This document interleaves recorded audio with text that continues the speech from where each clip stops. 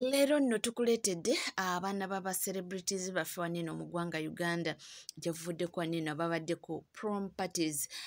Tulina aba celebrities bangi mu ggwanga naye wenjogera kubamu bonna tetusobola obbaleeta ate nga bonna tebabadde ku prom naye nga kikikyo tulaba nti tulina aba celebrities bangi mu ggwanga Uganda naye ng'abaana baabwe babakumidde mu limelight balina ensonga zaabwe ate tulina ba celebrities nga balina abaana naye ng'ekyewuunyisa n'abantu abamu mu ggwanga tebamanyi nti balina abaana bakulu naye nga babazadde nga bataata ne bamaama ba celebrities. Olowooza nsonga ki munnange? Byonna byonna tujja kuba nga tubikuwa naye nga nkugamba kimu nti weebale kuba nga weekomidde ku NCK TV. Gwaliyo nga tana subscribinga kekadde obeere ng'osubscribinga ringinga that notification bell, sharinga, likinga, saako n'okubanga oleka comment yo. Ebisigadde tukyatambula wamu era nkugamba kimu nti gwe tuula kalira nywera tube nga tugakuwa anti tugayina mu bungi nnyo nnyini ddala. Gyevuddeko nino twalabye masomero ng'abaana bali mu prom parties. These are candidate classes ababa bakola kwegamba nga bakola exam zaabwe ez'akamalirizo babawayo pate ate ne baba nga bacelebratinga mu ngeri emu oba endala. Naye twagenza okulaba nga tulina aba celebrities baffe waneno mu ggwanga Uganda ng'abaana baabwe babadde bamu ku abo ababadde bakoze kale abali mu classes ez'akamalirizo era nga babadde ku prom parties. Bayambadde ne banyuma naye ng'ekyewuunyisa nti abaana abamu bano twabadde tetubamanyi.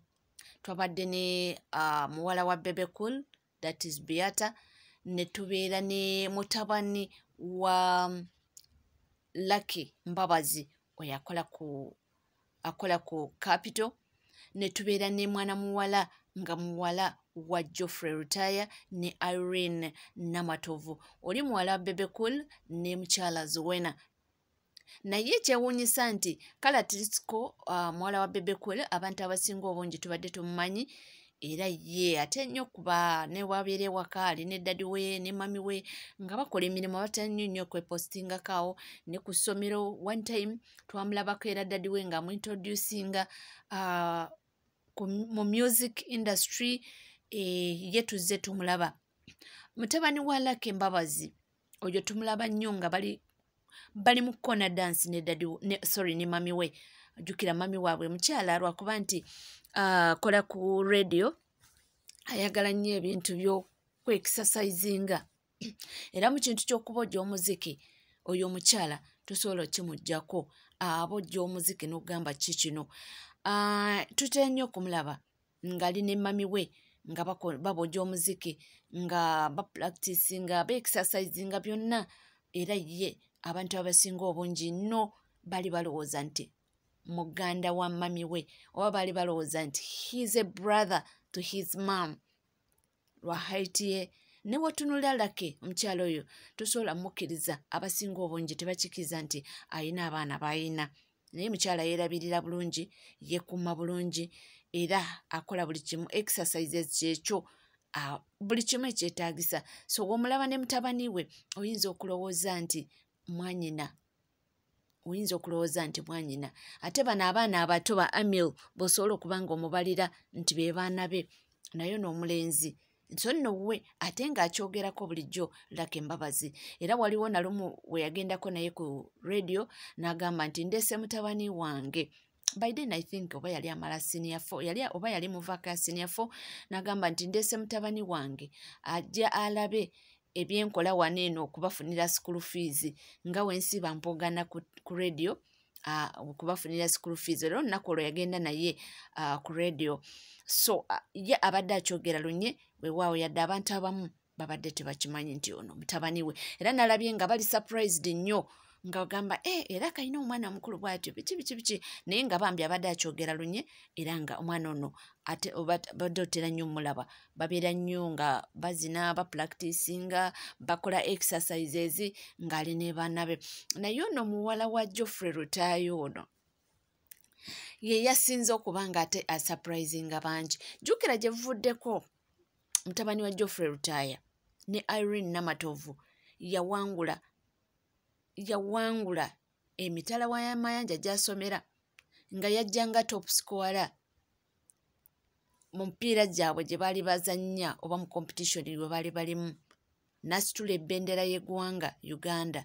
Nonno abasinga obungi twali tetumanyi oyo Pius, naye nga twamuwuliranga mu buyimba nga Geoffrey Rutaya ayimba ne Irene Namatovu Mama Pius, naye nga tetumanyi Pius yani apart from abali close ndowooza ne family eno, naye nga abasinga obungi tubadde tetumanyi Pius yani kubanga abaana be tebakulidde mu limelight azini nga olaba abantu abalala nti bakola ebintu n'abaana biki ne babateeka mu kamera. Abaana ba Geoffrey Rutaya bali private nnyo bali so private.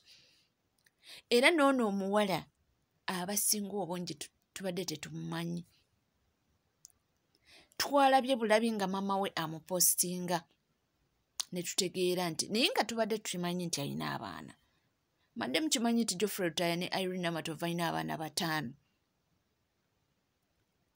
Era mu baana 5 bano nga Pius ye mulenzi yekka. Naye nga jjukira nze abawala tubadde tetubamanyi. Era waliwo kino ekito ate abasinga obungi ndowooza kye tumanyi kubanga ekyo Irene Namatovu akitadde nnyo mu kamera oba kye last born kyatera nnyo okukola nnyo nakyo content ku TikTok. Wakiwata atera nnyo okukola naye content awo ku TikTok n'ebirala. Era ye tumutegedde nnyo tumumanyi nnyo, naye banoono abalala era abasinga obungi twabadde surprised nnyo naye nga tubadde tukimanyi, naye lwakuba nti abaana be babakuumidde wabweru w'ekkamera kyeva olaba nti abasinga tubadde tugamba ne bannange, naye nga tukimanyi nti bano bafumbo Irene Namatovu era balina abaana, naye abaana tubadde tetubamanyi. So abaana bano abantu bavuddeyo ne babogera lwaki ndeesemu abaana 3 bano.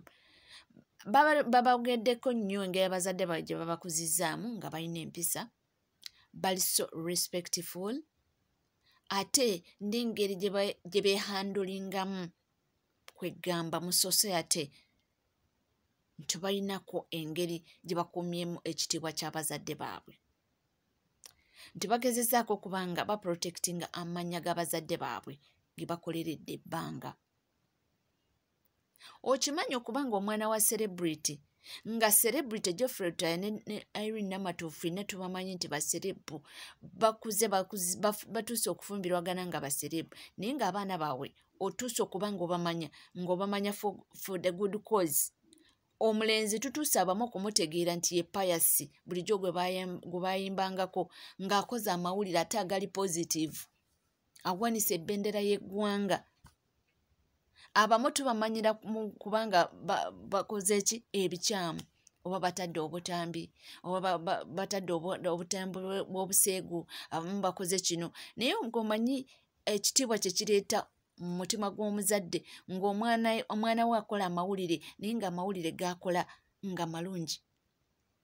Kwegamba amawulire gano nga ge gamutunda nti omwana wa gundi ye yakoze eki ne mutandika omusaakingako. So nti abazadde bano bagezezaako okuba nga bakuza abaana n'empisa era babakuzizza nga abaana mu butuufu bava mu respective families. Si be bokka benjogeddeko, naye bano mbaleeserwa kuba nti babadde ne zi prom party ekituleetera okuba nga ate babagirayo babaleetera nga we bambadde emisono bayambadde ne banyuma ne banekaanika kwegamba kyeva olaba ne kamera zababaddeko nnyo kubanga tubamanyi nti baana baffe baba celebrities baffe banene mu ggwanga Uganda era abakoze omulimu gw'amaanyi n'ettofaali ddene nnyo okuba nga bateeka ku music industry ne entertainment industry.